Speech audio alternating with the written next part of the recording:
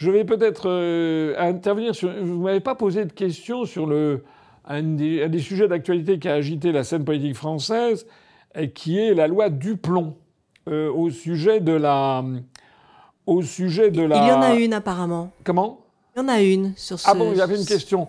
Parce que c'est un truc qui a agité pas mal la scène politique française. Il y a cette loi Duplon. Alors, c'est un peu mal trouvé que le député Duplon, c'est un agriculteur, mais enfin, évidemment, ça fait... ça accrédite la loi Duplon. Ça accrédite l'idée que c'est une loi qui va être nocive à la santé, parce que le plomb est un métal qui est très, très nocif. Enfin bon, bref, c'est pas de sa faute s'il s'appelle Duplon. Mais c'est une loi qui a été votée et qui réintroduit en France des néonicotinoïdes, c'est-à-dire des insecticides, qui avaient été interdits déjà il y a un certain nombre d'années, quelques années, parce que ce sont il y a une substance notamment qui est l'acétamipride, qui est un néonicotinoïde et qui a été interdit pour des soupçons d'être cancérogène. Ou si pas cancérogène, qui peut développer des phénomènes du style anxiété, angoisse, des tas de choses au niveau neurologique, etc. Alors, il y a des expériences qui ont été faites, il y a des gens qui disent oui, des gens qui disent non. J'ai vu qu'à l'Assemblée nationale, il y avait une représentante, une femme qui était représentante d'une association de lutte contre le cancer, qui est elle-même cancéreuse, qui a pris la parole depuis les tribunes pour faire savoir qu'elle était scandalisée par le vote qui venait d'avoir lieu en faveur de cette réintroduction des néonicotinoïdes. Alors si j'en parle, c'est parce que, en fait, on est dans la même situation que la question précédente sur les 211 milliards. C'est-à-dire que je vois des gens, notamment à gauche, mais pas seulement, mais surtout à gauche, qui disent « Ah mais c'est scandaleux de réintroduire ces néonicotinoïdes qui avaient été interdits, c'est à la demande de la FNSEA et des jeunes agriculteurs, c'est au détriment de la santé humaine, etc. C'est absolument scandaleux. » Bon. Et à droite, il y a des gens qui disent « Mais non, vous exagérez le truc. » Mais la vérité, elle est ailleurs, en fait. Pourquoi est-ce que la France est obligée de réintroduire ces néonicotinoïdes ? Est-ce que quelqu'un va avoir le courage de le dire, à part moi ? La vérité, c'est que le problème qu'il y a, c'est que dans la majorité des pays de l'Union européenne, cet agent insecticide est utilisé, notamment pour sauvegarder, je crois, les cultures de cerises, les cultures de noisettes. Il paraît qu'il y a des noisettes. Il y a je ne sais plus quel insecte qui suce le sucre des noisettes, etc.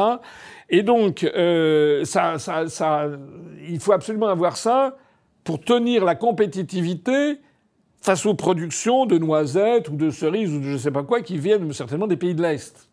Bien. Nous sommes dans le marché commun, dans le marché unique. La France ne peut pas empêcher que des noisettes qui ont été élevées avec ce néonicotinoïde qui s'appelle l'acétamipride, ne peut pas empêcher que ça vienne sur le marché français.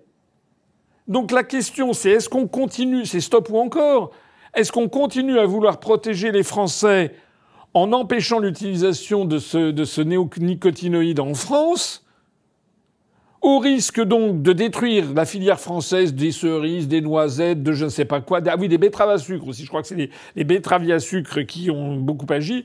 Il y a la famille, vous savez, ceux qui font du sorbitol aussi, cette famille des... Est-ce que l'on empêche l'utilisation de cet agent insecticide, auquel cas on détruit la filière française, et les Français, ils boufferont des noisettes ou de la betterave à sucre venue de pays de l'Est où cet insecticide est utilisé.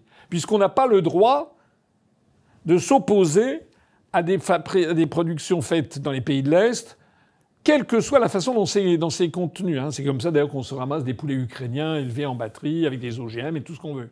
Voilà. Donc au bout du compte, si on raisonne sainement, il faut bien comprendre que si les Français sont obligés de réintroduire cet agent cancérogène dans les exploitations, c'est pas la FNSEA ou le CDJA qui font en l'espèce critiquer le plus Ce n'est pas non plus les députés qui sont à l'origine de cela. Ce qu'il faut critiquer, c'est notre appartenance à l'Union européenne et à ce système qui nous oblige, quoi que nous fassions, à autoriser l'introduction sans droit de douane et sans contrôle de production faite dans les pays de l'Est avec cet agent insecticide. J'espère que je me suis fait bien comprendre. Voilà. Donc c'est exactement comme la précédente question. C'est pour ça que je me suis permis de sortir cette question que j'avais à l'esprit. C'est que de la même façon que on est obligé de donner 211 milliards d'euros aux entreprises, sinon elles s'en vont, on est obligé de réintroduire les insecticides, sinon il n'y a plus de noisettes, plus de betteraves à sucre en France. Parce qu'on aura été dévasté par la production européenne. Voilà.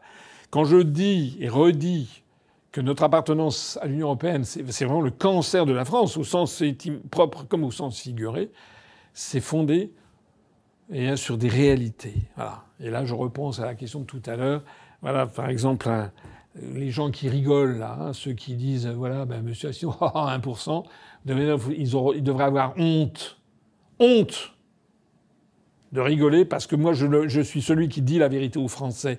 Ils devraient avoir honte de laisser un pays être détruit, parce que quel est le pays qu'ils vont laisser à leurs enfants, à leurs petits-enfants, à partir du moment où ils doivent faire les marioles en disant non, l'Europe est notre chance, etc. Voilà. C'est ça qu'il faut avoir à l'esprit.